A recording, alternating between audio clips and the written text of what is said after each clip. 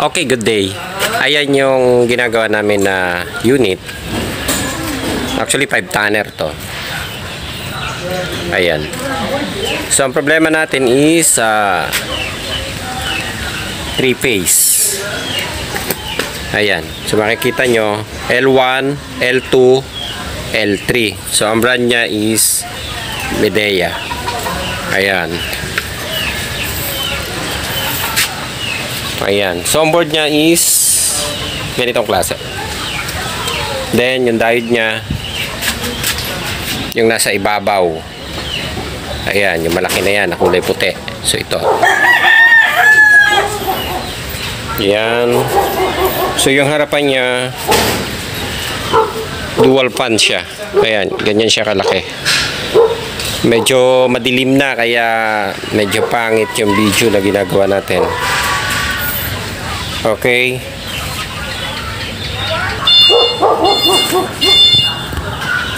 Okay, so yan yung board.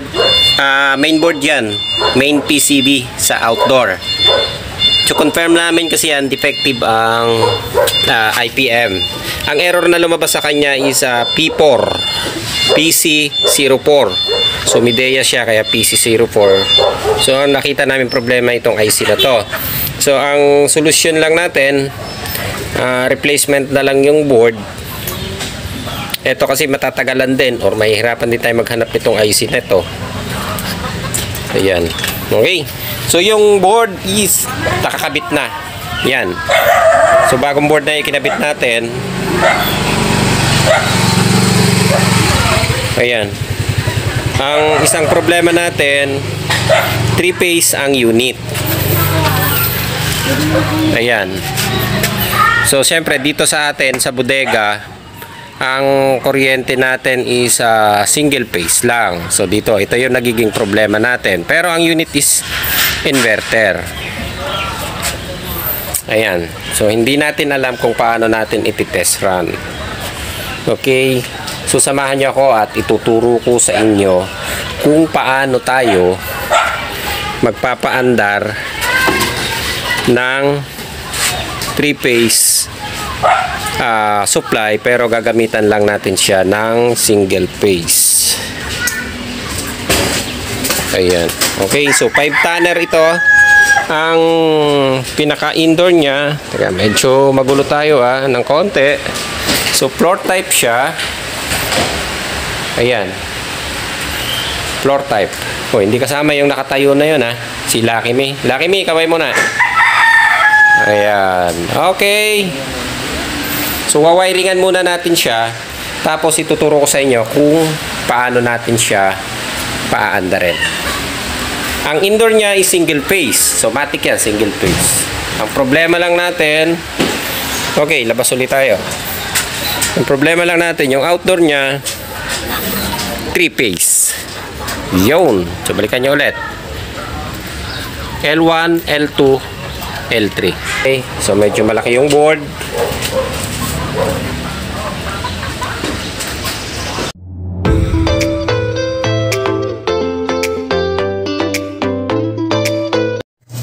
Okay. So, ito yung in-explain ko doon sa inyo kanina. Yung unit natin is 3-phase.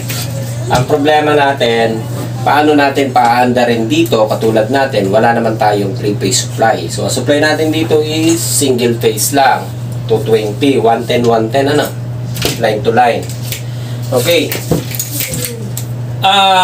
Eto, ipapakita ko rin sa inyo. Sa 3-phase, gumamit siya ng ganitong klaseng diode.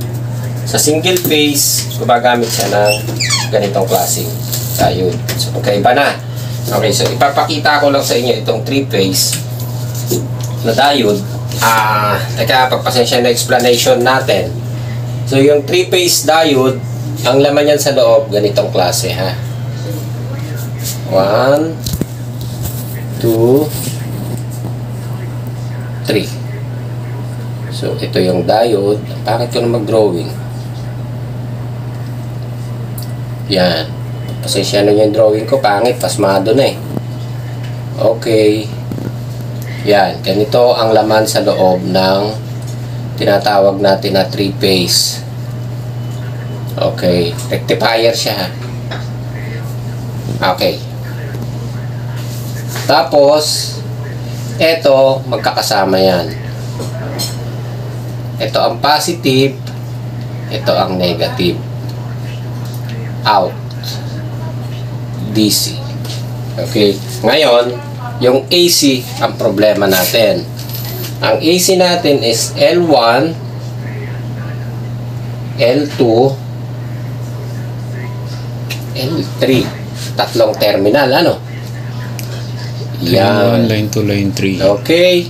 So, hindi ko na didiretso ha. Dito yan kinuha sa gitna na to. Ito si L1, ito si L2, ito si L3. Ayun. So, kapag kinonect natin siya, 1, 2, 3. Okay. So, 3 phase na. Ngayon, anong i-out niya? Single. Okay. Sana all single. Ayun. Single ang out. Diba? Pero, positive and negative. Pero, ito, AC is 3 phase.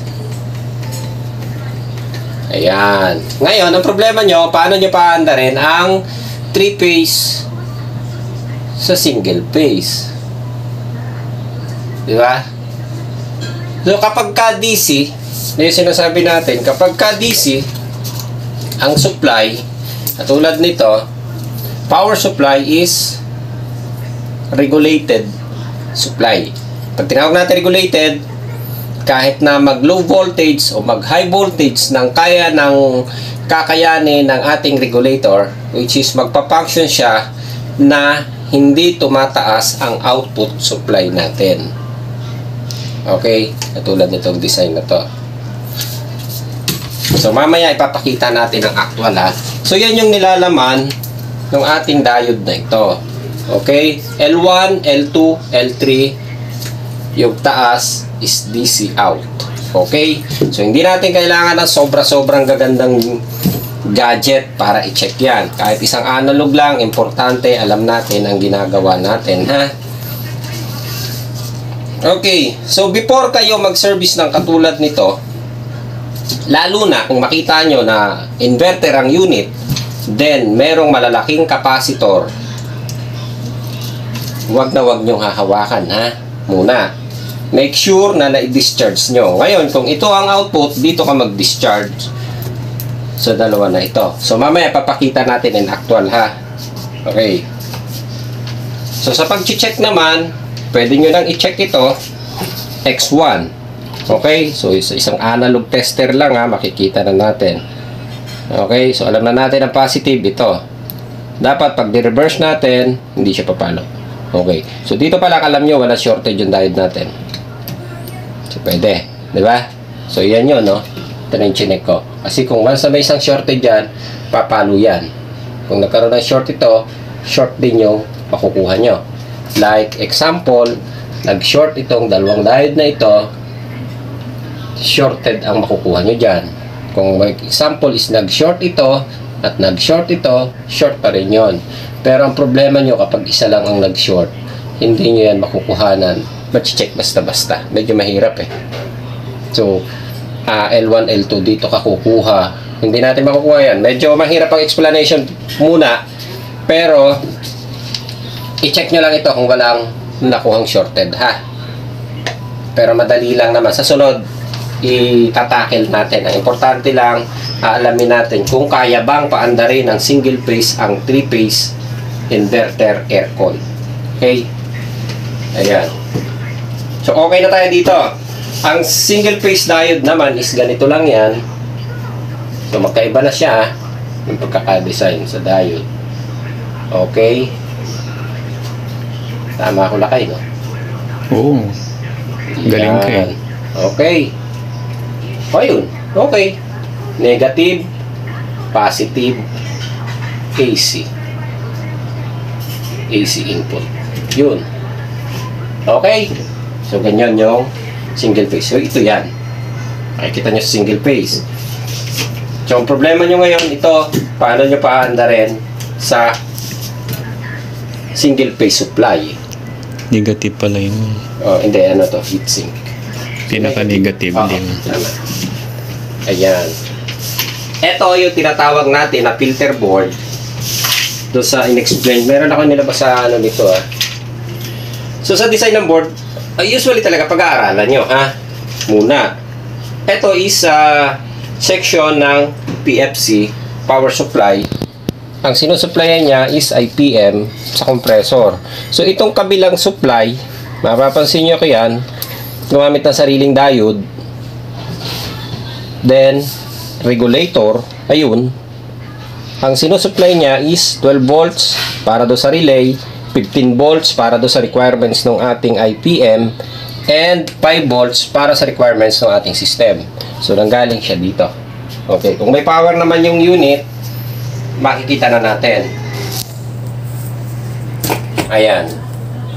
So, ang problema nyo, saan nyo iti-trace yung supply? Nakakalas na ito. Mamaya, do sa actual, makikita nyo.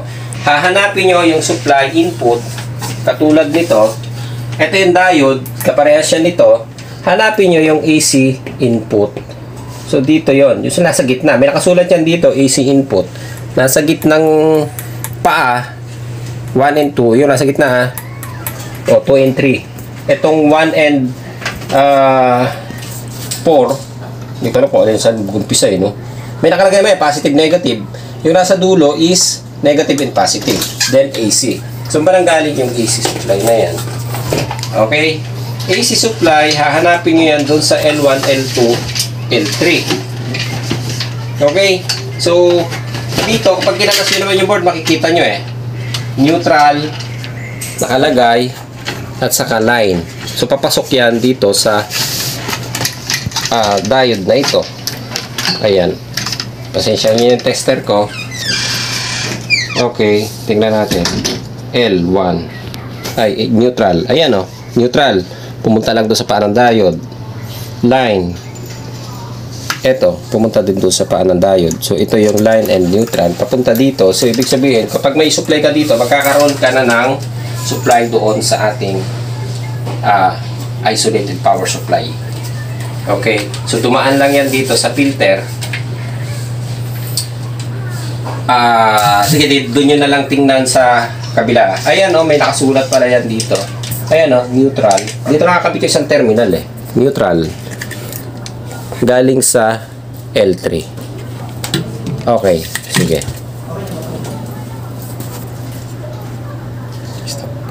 So, nagkaroon lang tayo ng delay dahil naglobat ang ating magandang cellphone. Okay. So, ito, yung wire na ito, papasok yan dito I-connect na natin Neutral. Okay. Doon. Line. Ay, neutral. Itong kulay itim. Tama ba? Neutral. Okay. Ayun. Tama.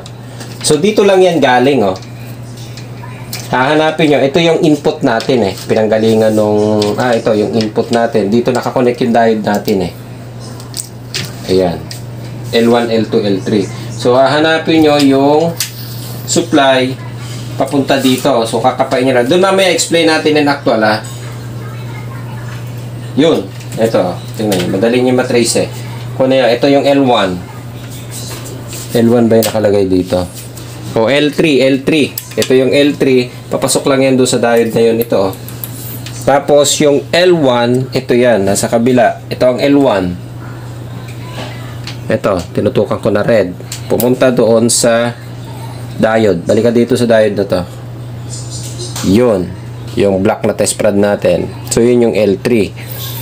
L1. L1. Sorry. L1. Ayan. Tingnan nyo yung resistance ng ating tester. Ayun. Yun. Okay. So, si L3, ito yan. Papunta rin yan doon sa paa. Yun. So, medyo mababa ang resistance sa kuha nyo. Mataas palang tawag dyan, Dahil, dumaan niya ng, ito, dumaan yan dito. Okay? So, yan. Maliwanag na, nakuha na natin. Ngayon, ang pinoproblema nyo lang kasi, yung output nito is 3-phase. Pero, ang nilabas niya sa kanya is, ito yan, single phase. Okay na, maliwanag na. So, pupunta tayo doon sa labas at paaandarin natin yung 3-phase aircon gamit ang single phase. Susuplayan natin kung aandar. Okay, tara. So ito yung in-explain ko sa inyo na 3-phase unit pero pinaandar natin o paandarin natin sa single phase. Yun yung in-explain ko sa inyo, ha. Okay, so ito yung pinagpalitan natin na board. Confirm namin na defective to eh. So PC04 ang error na inilabas niya. Eh, sabi ko palitan na lang natin. So waiting pa rin naman tayo sa low signal na ito. Yung kinabit namin is pang actual board namin para sureball din tayo sa problema. Okay, so ito yan. Yung actual na ipapakita ko sa inyo, ito yung diode na in-explain ko. Okay, so kapag chine-check natin siya, i-discharge pala muna natin saglit.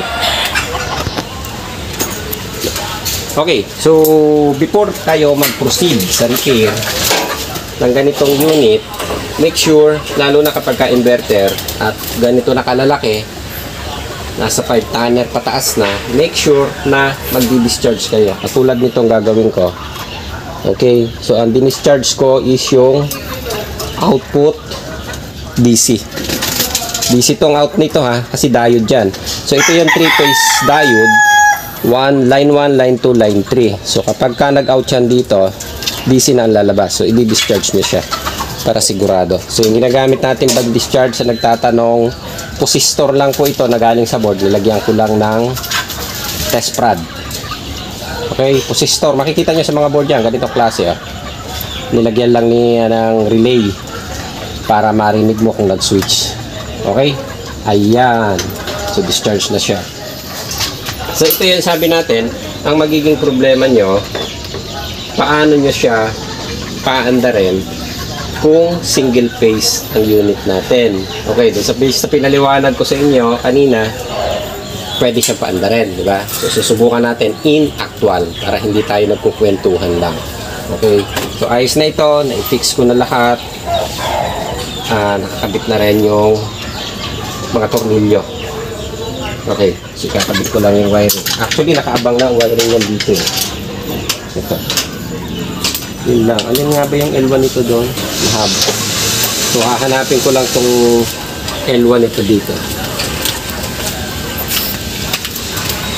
Upok mo lang yan dyan, baby boy. Ano bahala?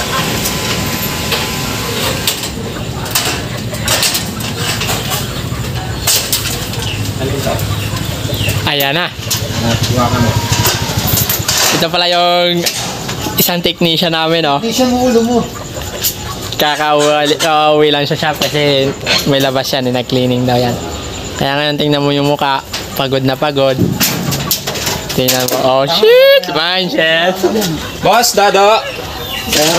Yan, dumating na si Boss Dado. Ayan na, may pull out siya nga board, oh. Dito ka na, mamaya na yan si Boss Dado. Ito yung wire na galing doon sa loob, sa indoor natin. Ikakabit ko lang itong isang linya doon sa 1. Ay, pahingi ako ng cord. Kulay. Yung putol na cord lang.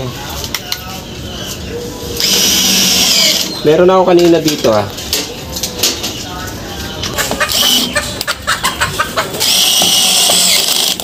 Ayan. So mapapansin nyo, yung ginamit ko is L1 at saka L3. Ang L2 hindi ko ginamit. Ayan. Okay? So naka-plug na siya.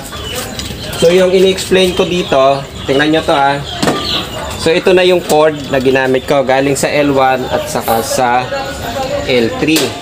Medyo madilim lang dito kasi kung ipopokus natin, ito na ipapakita ko itong pinagpalitan natin ng board. Ayan. Tutok mo dito, baby boy. Para mamaya ka na mag-cellphone. Ayan. So yung L1 at saka L3, dito yan dumiretso sa diode na ito. So itong diode na ito yung gamit ng ating ito, power supply na ito. So dito na galing yung supply ng ating 15 volts, 12 volts, saka 5 volts. So dito sa diode na ito papunta doon sa regulated power supply natin. So itong kabila, nandito yung ating PFC. Ito yan. sa side na ito. So ito yung IPM and PFC, magkasama na siya. Ayan. Okay. So maliwanag na tayo. Hindi natin kasi makikita yata din eh. Kung kapag tiningnan natin dito, tingnan mo kung makikita pa. L1, L2. Yan yon. Subukan natin kung makikita pa natin, magsisili pa natin. Ito yung cord na ikinabit ko doon sa L1, L3 Okay. So, ang gagamitin natin ay buzzer na lang. Medyo ginabi tayo ng pag... Okay? So, pinlag ko na doon. Ay, pinagdikit ko na siya. Yan. Ito yung diode, Ewan ko makikita pa, ha? Yun. Medyo madilim na, no? Ito, papunta lang yan doon sa diode na yan. Ito yan, So, naririnig nyo. Okay? Yung isa, yun. Ayan. So, maliwanag na yung L1 at saka L3 papunta doon sa ating power supply. So, ang problema ngayon natin, siguro ang poproblemahin nyo, paano mangyayaring aandar ang unit is 3-phase yan. So, ibig sabihin, kulang ang supply natin. Napapasok dito. Okay? So, mali ang idea na naisip nyo. Ang inverter board, umaandar yan kahit sa low voltage. Kahit hindi siya 3-phase. Okay? So, ginawa ang 3-phase ito para daw sa mga commercial building na ginagamit. Pwede nyo rin itong palitang diode na ito ng diode na single phase. Yung AC input, then DC output. Yung 4 na terminal lang. 4. So, ito 3 terminal ang ginamit. Pero, ang i-out niya is DC na papasok dito sa ating PFC supply. Okay. So, ito. Ito yung pinaka big deal na gagawin natin. Big deal ito. Mapapaandar ba natin kung single phase ang supply natin? Okay. So, mabuti na yung may evidence tayo. Extension lang gagamitin natin kasi mababang ampere. Wala naman siyang load. Okay. Ayan. So, naka-on na ang board natin. Ayan. So, sana hindi mag-loose to. Okay. So, ang tester ko nakaset sa AC supply. AC. So, ito yon. Oops. Pasok tayo dito sa line L1, L2. Ayan. 235 volts. So, ang pumasok dito sa ating diode 235 volts. So, papasok lang siya dito. Ngayon, balik kayo ngayon doon sa DC. Ito na ngayon yung magiging output DC nyo. So, yung DC na yan, mapapansin nyo yung wire, pumasok na yan doon sa ating PFC, dumaan na siya sa reactor. So, in actual sana, kung nandito kayo, mas maganda no, explanation, no? Okay, so ito yan, no? Pag bumaba ka dito sa board natin, ito yan. Neutral, line and neutral na supply natin. So, naka-separate siya doon sa isang supply. So, pumunta din. Ito, dumaan doon sa malaking diode. Ito, may sariling diode na ginamit. Okay, so waiting tayo kung aandar. I-on ko lang dito sa loob. Kaya, baby boy, tingnan mo ko. Okay. So, ito, i-on na natin. Medyo madilim na. Ayan. So, nabuhay na natin. Naka 23. Setup tayo. Suntay natin mandar. Yun. Mandar ng pan motor. Okay. Punta tayo sa labas. Ito. Magkatipong lang naman yan. Yan.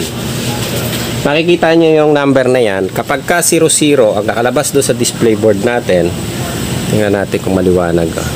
Kita. Mas madilim, no? Yun. I-focus mo nga kung mapopokus. Yun. So, yung 00 na number, kapag 00 yan, ibig sabihin, wala siyang nadidetect na error. Maayos. So, yung aking tawag dito, walang charge ng refrigerant to, kaya makikita nyo ito, dito, focus mo to. Lapit mo lang. pinag-short ko lang yung pressure switch natin, dalawa, itong red at saka yellow, magka-short lang yan para mapaandar natin. So hindi ko na dinitalye, so madali namang maiintindihan na yan. Okay, so aantayin natin siyang umandar. So ang isinupply natin para mas maliwanag, balikan nyo lang ulit are L1 at saka L3 lang. Mapapansin nyo ang gitna walang connection. Ayan, umandar ng pan natin. Ito, balik ka dito. Ito, bumomba na ang compressor natin.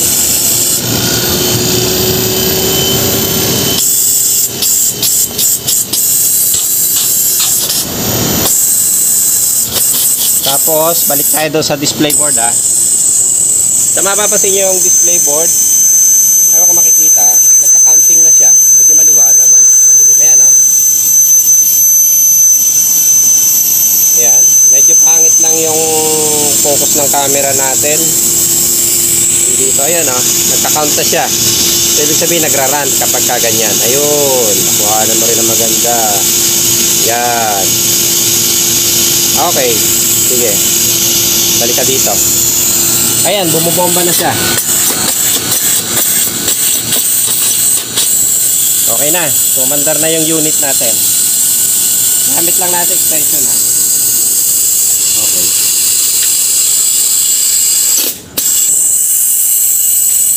Ayan. So, tuloy-tuloy lang natin, ha. Ayan, ha. So, kapag ka gumagawa kayo nito, kung inverter unit, line 1, line 3, pwede nyo siyang gamitin kahit hindi ka gumamit ng 3-phase.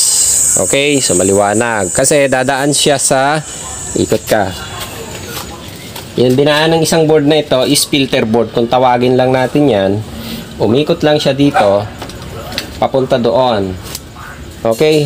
So, makikita nyo yan. 3-phase. L1, L2, L3.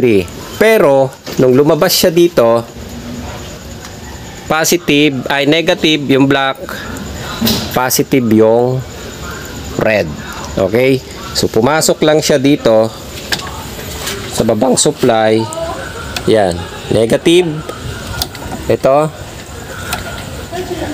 Positive ito. Sa kabila. O, yan. Okay? O, ayos na. So, pumasok lang doon. So, magtataka kayo paano napaandar ng single phase yung 3-phase natin. So, ang compressor nito, hindi ito katulad ng conventional unit. Ang compressor nito is DC o variable speed DC. Ang nagpapaandar sa kanya,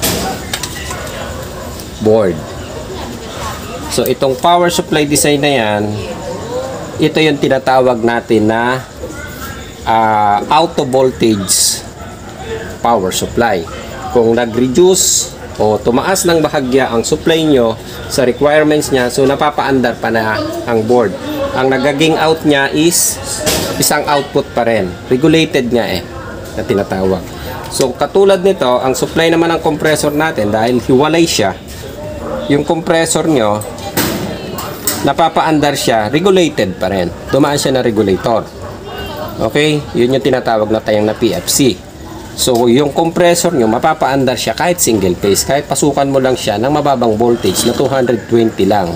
So, papasok sa kanya, nag-reduce ang voltage, 220 lang, hindi siya 3-phase, kaya niya pa rin paandarin. So, pwede nyo siyang gamitin. Ang 3-phase, pwede nyo gawing single phase. Kahit hindi na kayo magpalit ng ibang spare parts. Okay? So, babalik tayo ulit mamaya sa opisina. Okay na.